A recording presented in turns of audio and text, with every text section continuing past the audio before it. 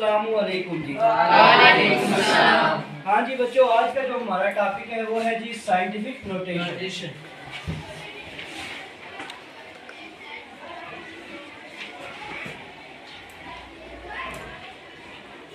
हाँ जी, क्या है जी साइंटिफिक नोटेशन?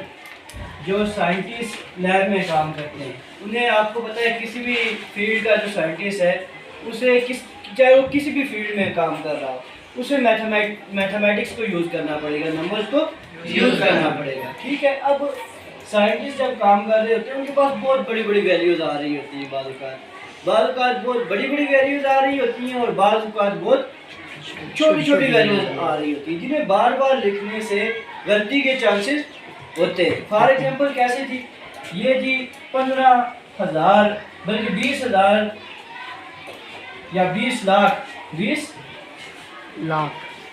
20 लाख किसी चीज़ का डिस्टेंस है जी।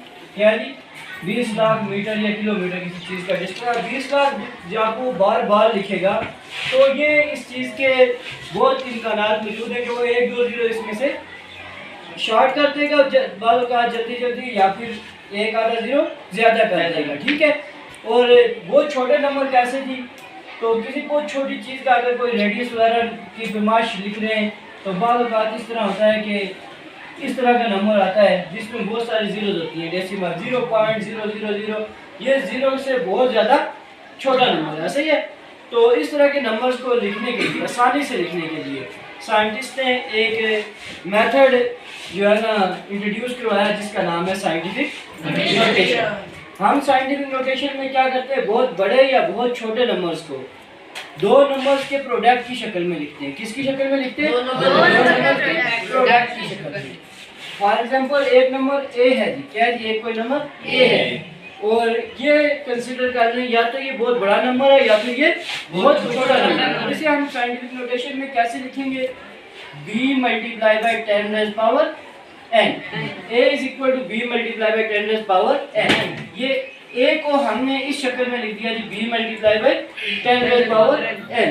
आप सोच रहे होंगे ये तो छोटा सा था, ये दो नंबर्स हो गए, a से मुराद ये नंबर भी हो सकता है और ये नंबर भी। अच्छा, तो इसको दो नंबर्स के प्रोडक्ट की शक्ल में लिखेंगे। ये जो b होगा ये क्या होगा जी, इक्वल टू 1 और ग्रेटर देन 1। ये 1 से बड़ा होगा या 1 के बराबर होगा, लेकिन 10 से हमेशा ये क्या होगा, छोटा होगा। 9.9 भी हो सकता है, 9.5 भी हो सकता है, 9.5, 2, 3, 6, 7 कुछ भी हो सकता है, लेकिन एक 10 से हमेशा छोटा रहेगा। 1 से लेकर 10 तक 1 से इसकी वैल्यू स्टार्ट होगी और 10 से कम रहेगी।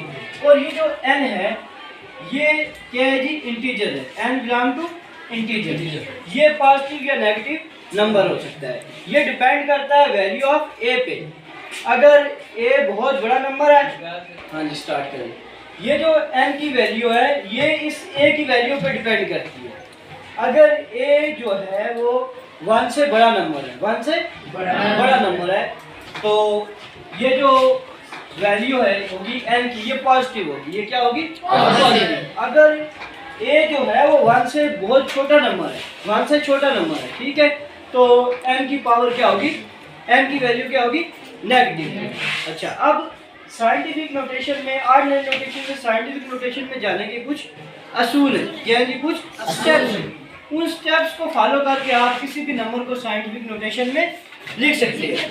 अच्छा, मैं एक नंबर लूँगा या यही दो नंबर, मैं इन्हें साइंटिफिक नोटेशन में लिखूंगा। क्या करूँगा? इन्हें साइंटिफिक नोटेशन में लिखूंगा। कैसे जी? एक ये नंबर है और एक सॉरी ये वाला नंबर था, 1 था इसके आखिर पर, 1 या 3, 7 कुछ भी हो सकता है, 7 लिख दिया, ठीक है। अच्छा, इनको साइंटिफिक नोटेशन में लिखना है। स्टेप है जी, पहला स्टेप है identify the place of decimal point in the given number. आपको जो नंबर दिया हुआ है सबसे पहले आप ये चेक करोगे कि उसका डेसिमल पॉइंट किधर है, उसका डेसिमल पॉइंट इधर डेसिमल पॉइंट किधर है, इस जीरो के बाद है, बिल्कुल वाला नजर आ रहा है, और इधर डेसिमल पॉइंट किधर है, कहीं ना कहीं तो होगा। हाँ सही बता रहे हो।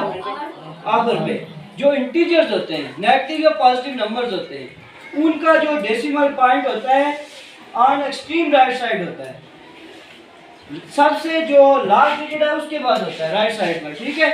और जो डेसिमल होते हैं उनका पॉइंट तो वादा लगा हुआ होता है, ऐसा ही है। अच्छा, सबसे पहले आपने डेसिमल का तायीन करना है कि डेसिमल है कहाँ, डेसिमल पॉइंट है कहाँ। इसमें डेसिमल पॉइंट इधर आखिर पर है और इस नंबर में डेसिमल पॉइंट ये स्टार्ट में है, ठीक है। जब आपने डेसिमल देख लिया उसके बाद नेक्स्ट स्टेप जो है identify the reference position. Reference position क्या है जी, जो फर्स्ट नॉन जीरो डिजिट है, जो first non zero digit and second digit, first non zero digit और सेकंड डिजिट के दरमियान जो पोजीशन होती है उसे क्या कहते हैं, रेफरेंस पोजीशन। अच्छा, इधर रेफरेंस पोजीशन कौन सा, इधर रेफरेंस पोजीशन किधर बनेगी, फर्स्ट नॉन जीरो डिजिट के बाद बनेगी। कौन सा फर्स्ट नॉन जीरो डिजिट है, 2 ये 2 फर्स्ट नॉन जीरो है। सबसे पहला ऐसा नंबर है जो नॉन जीरो है, जीरो के अलावा कोई नंबर हो वो नॉन जीरो होता है। नॉन जीरो से मुराद 1 2 -4 5 कुछ भी हो सकता है, ठीक है। ये 2 के बाद यहाँ पर रेफरेंस पोजीशन को इस कैरेट की सिंबल से डिनोट करते हैं, ठीक है। इसकी रेफरेंस पोजीशन 2 के बाद है। इधर रेफरेंस पोजीशन किधर है, 7 के बाद है। फर्स्ट नॉन जीरो डिजिट के बाद होती है रेफरेंस पोजीशन, कहाँ होती है, फर्स्ट नॉन जीरो। ये तो सारे जीरो डिजिट थे, ये नॉन जीरो था 7, ऐसे ही है।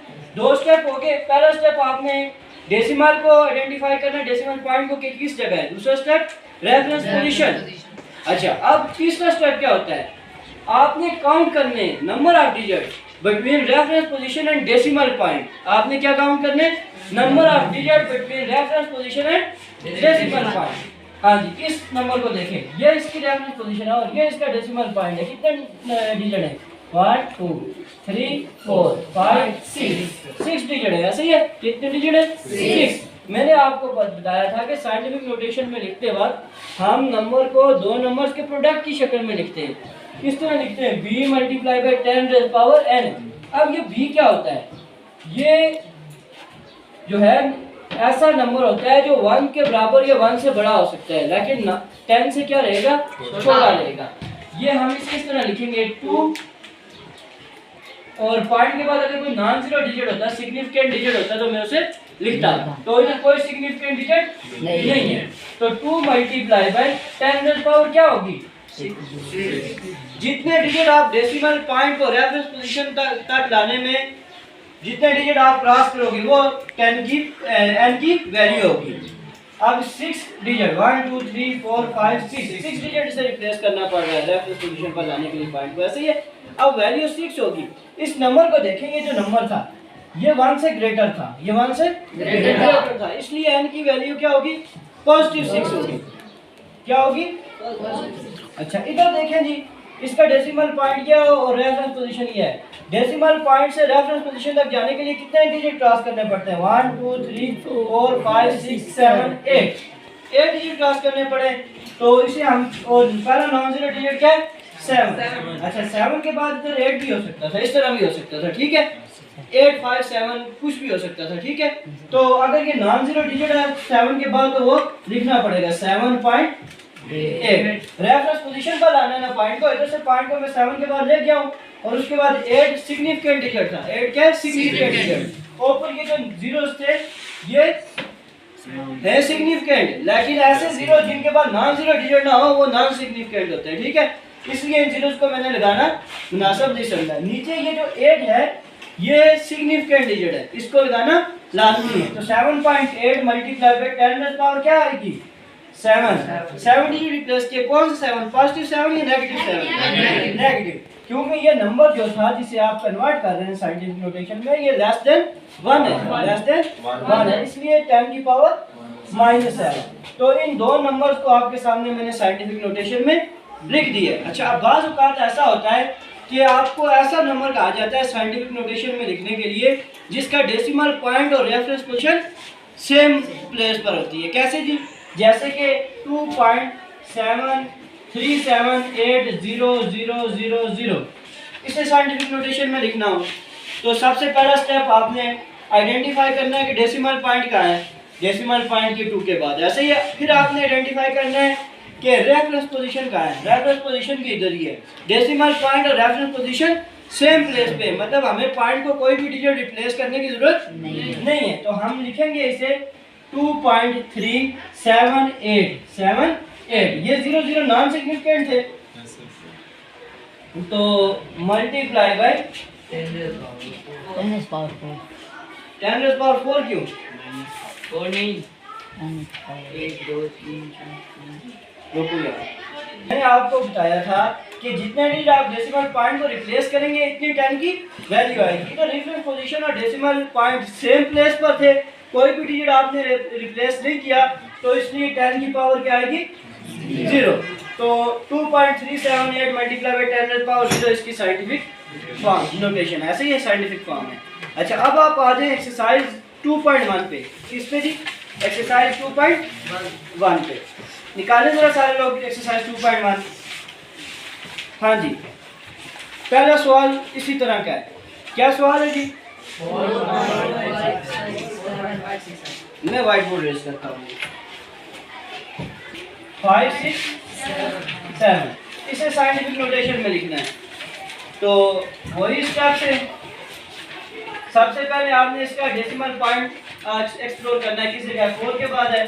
फिर रेफरेंस पोजीशन एक्सप्लोर करनी है, वो भी वहाँ पर है।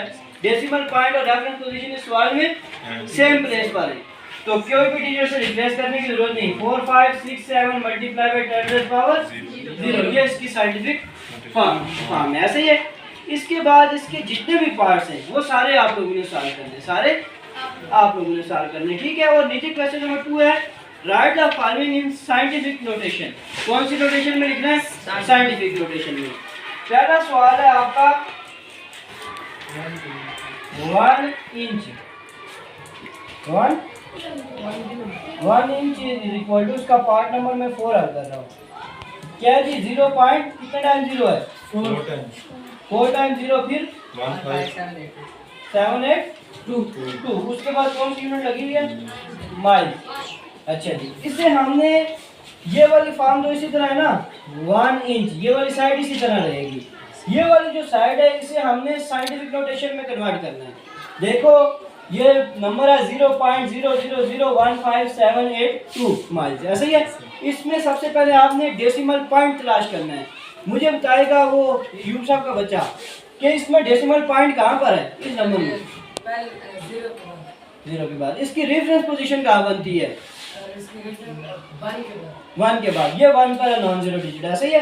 तो इसे पॉइंट को इस जगह से यहाँ पर लाने के लिए कितने डिजिट? 4 डिजिट क्रॉस करने पड़ रहे हैं, ऐसे ही है। और ऐसे नॉन जीरो, ऐसे जीरो डिजिट, ऐसा जीरो जिससे पहले कोई नॉन जीरो डिजिट ना हो, वो क्या होते हैं? नॉन सिग्निफिकेंट होते हैं, उन्हें लिखने की जरूरत नहीं है। डायरेक्ट 1 लिखेंगे। 1.5782 multiply by 10 rays power 4। Minus का बोल या प्लस का? माइनस का, क्योंकि ये 0 पॉइंट समथिंग था, ऐसा ही है। आगे माइल से आपने लिख देना है, ठीक है। अच्छा, ये तो इसके बाकी सारे पार्ट्स आप लोगों ने सॉल्व कर लेने, ठीक है। इसके बाद आप आ जाइए क्वेश्चन नंबर 3 पे। क्या करें जी? Question number 3। क्वेश्चन नंबर 3 में कह रहा है find the value of n in each of the following. एक साइड पे ऑर्डिनरी नोटेशन ऑफ नंबर दी गई है, दूसरी साइड पे उसे साइंटिफिक नोटेशन में कन्वर्ट करके n की वैल्यू आप पर छोड़ दी है। क्या आप उसकी n की वैल्यू को जो है ना फाइंड करें। कैसे? मैं एक सवाल हल करता हूँ, सिर्फ एक ही सवाल हल करूँगा, बाकी आपने खुद सॉल्व करनी है, ठीक है। क्योंकि एक्सरसाइज किसके लिए है? प्रैक्टिस के लिए। और प्रैक्टिस किसने करनी है? आप लोगों ने। तो देखिए इसका पार्ट नंबर 3 देखें। 4 हल करूँ? 4 देखें जी, 0.002 9 का स्क्वायर नहीं होगा जी, ये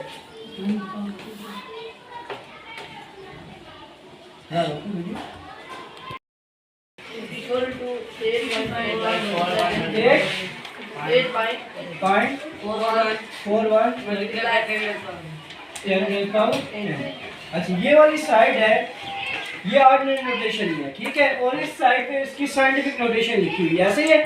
तो यहाँ पर लिखा हुआ है 0.0029 का होल स्क्वायर। अच्छा, मुझे बताएं 0.0029 का स्क्वायर क्या आता है? कैलकुलेटर आपके पास है, जल्दी से जी।